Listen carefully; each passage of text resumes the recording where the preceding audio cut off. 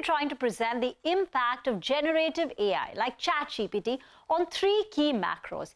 The first one is the labor market, the second one is productivity, and the third one is global GDP, and this is as per a Goldman Sachs report. So let me start with some stats on the labor market. Now, they're saying roughly 2/3 of the current jobs are exposed to some degree of AI automation in EU and in US.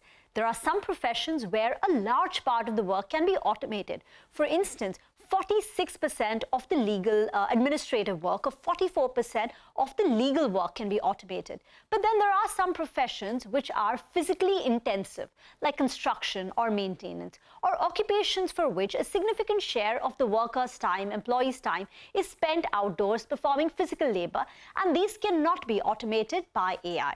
Now, according to Goldman Sachs, generative AI could substitute about 25% of the current work in US and EU and expose the equivalent of 300 million full-time jobs to automation.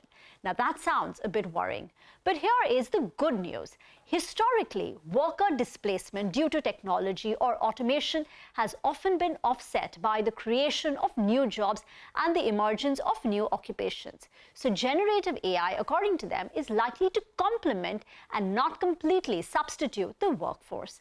Now let's move on to the impact on the economy. The headline here is that Goldman Sachs estimates AI could eventually increase annual global GDP by 7% over the next 10 years. And this will be aided by an increase in productivity. So what will drive the productivity boom? 1, significant labor cost savings. 2, there will be new jobs which will be created. And 3, higher productivity for the workers who have not been displaced, who have not lost their jobs. So generative AI, according to them, can raise annual US labor productivity growth by about 1.5% over a 10-year period.